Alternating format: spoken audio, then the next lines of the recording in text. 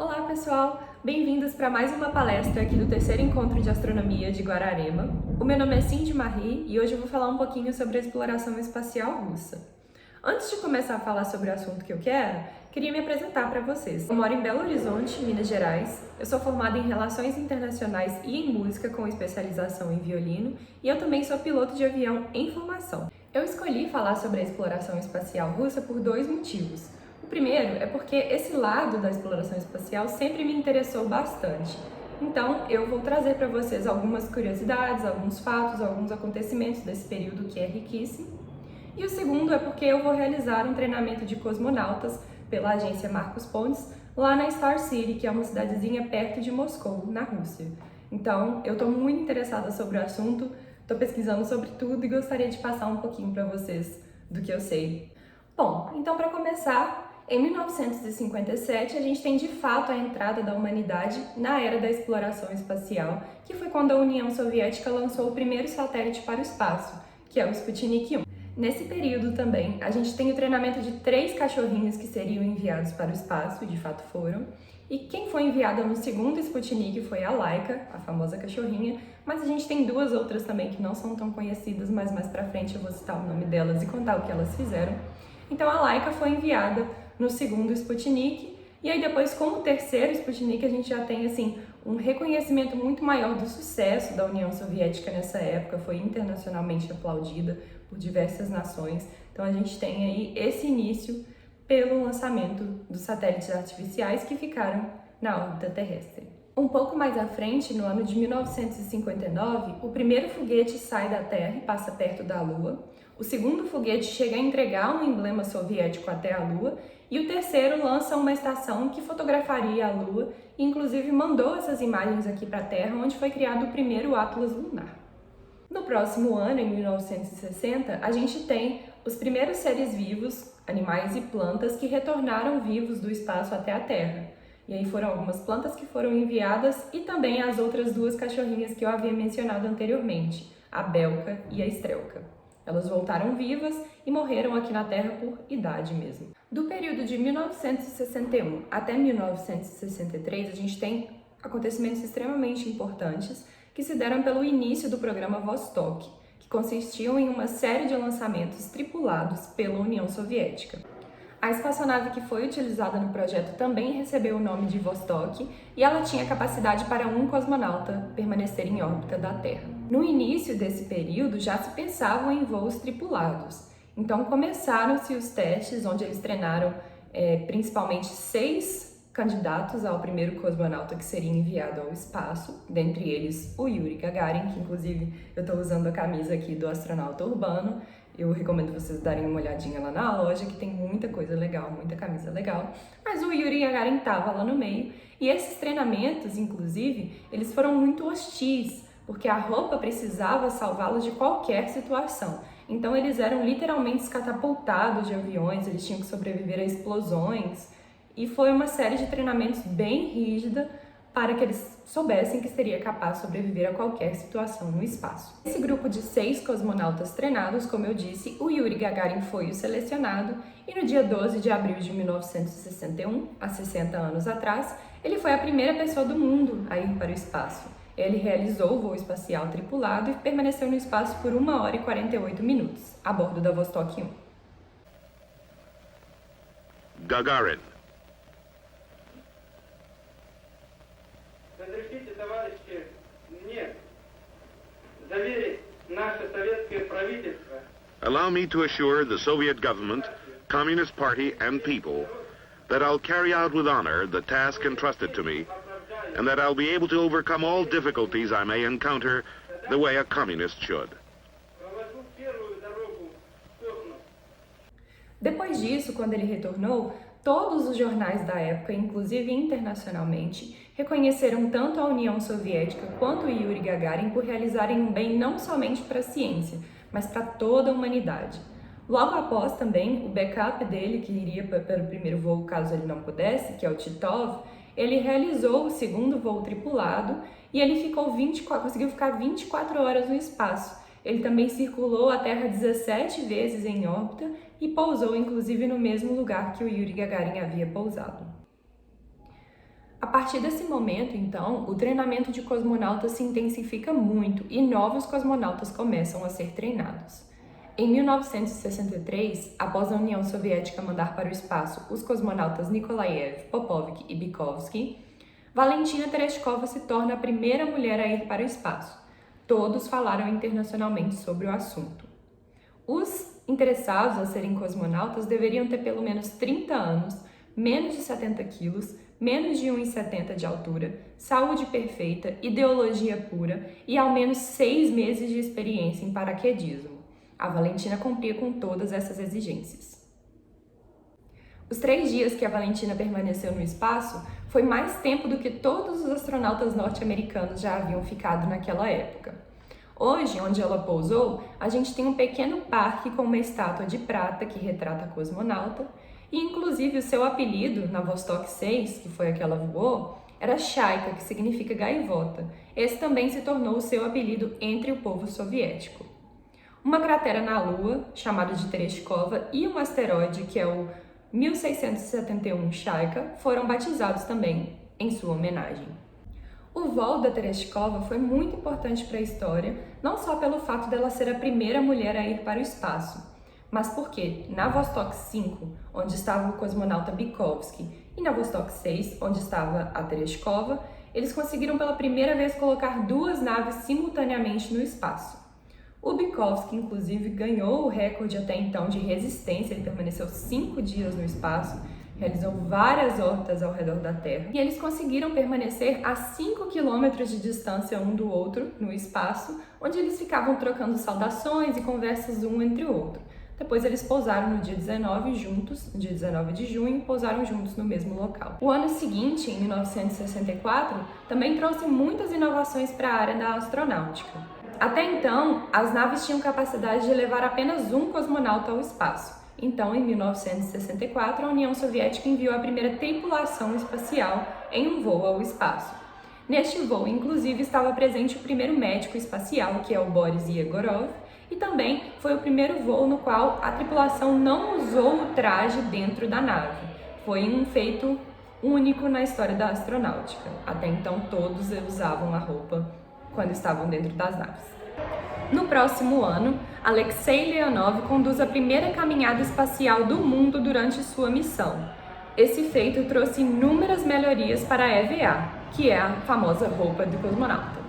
Leonov passou 12 minutos no vácuo, ligado à nave por um cordão umbilical, flutuando a cerca de 5 metros de distância, acompanhado de dentro pelo seu colega Belayev. Após o encerramento do passeio, ele encontrou problemas para voltar ao interior da nave, porque seu macacão espacial pressurizado inflou no espaço, impedindo que ele passasse novamente pela escotilha por onde havia saído. Seu retorno seguro só foi possível após uma manobra arriscada, em que ele diminuiu a pressão dentro da sua própria roupa para que ela voltasse a um tamanho que permitisse a sua reentrada, ficando nessa situação por aflitivos 15 minutos. Desde o ano de 1959 até 1976, durante esses acontecimentos que eu mencionei, estava em andamento e desenvolvimento o programa Luna, que consistiu em uma série de missões que foram enviadas à Lua, missões não tripuladas, que contribuíram de forma imensurável para a exploração espacial hoje e para todas as informações que a gente tem sobre a Lua, inclusive. Foram realizadas diversas experiências para descobrir sobre a gravidade, a composição química da Lua, radiação, temperatura, por exemplo. Outra realização muito importante do programa Luna foi a habilidade de coletar amostras lunares e retorná-las até a Terra. Apesar das missões Apollo terem conseguido retornar com muito mais solo lunar do que as missões do projeto Luna, enquanto o projeto soviético retornou com 326 gramas de solo lunar, o projeto Apollo voltou com 480 quilos, é uma diferença bem grande. Mas a gente sabe que hoje em dia a moda de exploração do sistema solar é a exploração robótica, remota, e o programa Luna foi o primeiro tipo de missão avançada nesse setor. Em 1967, acontece infelizmente a primeira fatalidade, onde Vladimir Komarov se torna o primeiro homem a morrer em uma missão espacial, a bordo da Soyuz 1. Ele também tinha sido o primeiro cosmonauta a conseguir ir 2 vezes ao espaço. A Soyuz, que é o nome da nave espacial soviética com capacidade para 3 cosmonautas, usada no programa espacial de mesmo nome e em outros programas também, é a nave espacial com o maior período de uso da história da exploração espacial e é hoje considerada muito eficiente e segura. Esse acidente atrasou o programa Soyuz por 18 meses e nesse período foram tentados lançamentos não tripulados para verificar a confiabilidade do equipamento. As missões tripuladas foram retornadas no dia 26 de outubro de 1968, com a Soyuz 3. Nela, o cosmonauta Beregovoy tentou acoplar a Soyuz 3 à Soyuz 2, que era uma missão não tripulada, porém, por falha humana, essa acoplagem não foi bem sucedida. A última missão desse programa foi a Soyuz 9, que aconteceu no ano de 1970. Em 1971, ocorreu o último acidente fatal com uma nave Soyuz. Após uma bem-sucedida missão de acoplagem com a estação Salyut 1, os 3 tripulantes da Soyuz 11 morreram asfixiados durante a reentrada na atmosfera terrestre. A cápsula se despressurizou e os cosmonautas, que até então não faziam o uso dos trajes espaciais, não conseguiram sobreviver. Apesar dessa tragédia, o uso da nave Soyuz prosseguiu durante os anos de 1970 e 1980, em um consistente conjunto de missões com o objetivo de testar a capacidade humana em permanecer no espaço por longos períodos, que foram os projetos Salyut e Almaz. Esse projeto culminaria com as missões Soyuz relacionadas com a Estação Espacial Mir. A primeira delas foi a Soyuz T-15 em março de 1986. Em 1975, tem um acontecimento muito importante para a história das relações internacionais, onde a Soyuz 19 acoplou com a Apollo 18 da NASA. Com o encerramento, em 21 de julho de 2011, do programa do ônibus espacial, o Shuttle da NASA, as naves russas Soyuz passaram a ser as únicas naves espaciais que servem à Estação Espacial Internacional, tanto levando astronautas quanto mantimentos. Outro item que com certeza não pode ficar de fora das listas de conquistas é mais à frente a construção da Estação Espacial Mir, que operou na baixa órbita terrestre entre os anos de 1986 e 2001, de propriedade da União Soviética e posteriormente da Rússia. Essa estação serviu como laboratório de pesquisa de microgravidade, na qual foram realizados diversos experimentos sobre biologia, meteorologia, astronomia, além de diversos testes para o desenvolvimento das tecnologias necessárias para a ocupação humana permanente no espaço. Até o ano de 2010, a Mir obteve o recorde de presença humana contínua no espaço, com 3.644 dias. Foi superada posteriormente pela permanência na Estação Espacial Internacional. A estação foi lançada como parte do programa de voos espaciais tripulados soviéticos para manter um posto avançado de pesquisa de longo prazo no espaço e, após o colapso da União Soviética, passou a ser operada pela nova Agência Espacial Federal Russa, a RKA. Como resultado, a grande maioria da tripulação da estação era formada por russos. No entanto, através de colaborações internacionais, como o programa Intercosmos, o programa Euromir e Shuttle Mir, a estação foi disponibilizada para os astronautas de países da América do Norte, Europa e Japão. O custo do programa Mir foi estimado em 2001 pelo ex-diretor da RKA, Yuri Koptev, como algo em torno de 4,2 bilhões de dólares ao longo de toda a sua existência. Esse valor inclui desenvolvimento, montagem e operação orbital. A Mir permaneceu no espaço a 400 km de altitude, completando uma órbita em volta da Terra a cada 90 minutos. No total, foram realizadas mais de 82 mil voltas ao redor do nosso planeta. Cerca de 25 missões russas e 30 missões internacionais foram feitas, recebendo 103 visitantes. Ao todo, 14 mil experimentos científicos foram realizados. Os cosmonautas que ocuparam a estação realizaram 66 passeios no espaço, sendo que o mais longo durou 7 horas. Foi nela também que o cosmonauta Valery Polyakov completou 438 dias a bordo, o recorde mundial de permanência no espaço. Agora eu gostaria de dar um pouquinho uma ideia sobre a exploração espacial russa hoje em dia. Hoje a gente tem 60 anos do voo do Yuri Gagarin, onde ele foi a primeira pessoa a ir para o espaço, e a gente sabe que o programa espacial russo tem ido por uns caminhos um pouco militares. Ele está voltado para a produção de tecnologia militar. Contudo, isso não significa que não há planos do país para dar seguimentos à exploração espacial. Em 1959, a União Soviética lançou a missão Luna 3, que produziu a primeira imagem do lado afastado do nosso satélite natural. Agora, enquanto a NASA tem planos para levar seus astronautas outra vez para a superfície lunar com o programa Artemis em 2024, a Rússia não demonstrou interesse em trabalhar com os norte-americanos para projetos lunares, mas sim com a China. Recentemente, ambas assinaram um memorando de entendimento para a construção da International Scientific Lunar Station, uma estação de pesquisa na órbita lunar. Além disso, o país planeja levar cosmonautas para a Lua até 2030, o que irá exigir o desenvolvimento de um foguete bastante pesado. Anteriormente, a China e a Rússia trabalharam juntas em uma missão com destino a Marte, que foi lançada em 2011, mas não conseguiu sair da órbita da Terra. Dessa vez, a Rússia está trabalhando junto com a Agência Espacial Europeia em um projeto que se chama ExoMars. O lançamento deveria ter acontecido no ano passado, porém, com a pandemia da Covid, isso foi adiado para a próxima janela de lançamento, que vai ser no ano de 2022.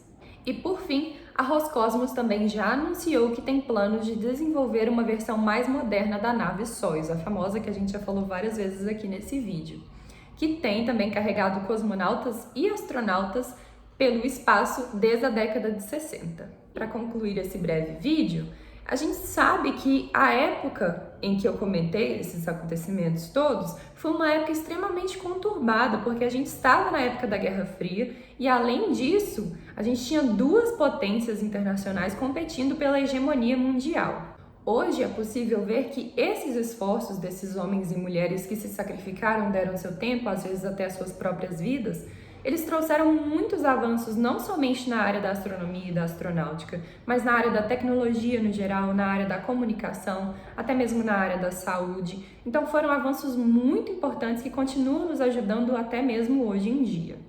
A gente sabe também que esse período foi politicamente instável, a gente teve diversos problemas envolvendo política. Eu não quis entrar muito nesse assunto no vídeo, porque até mesmo seguindo a fala da própria Valentina Tereshkova, a primeira mulher a ir para o espaço, igual eu contei para vocês, ela fala que não importa de qual país ou sistema político você venha, o espaço nos une.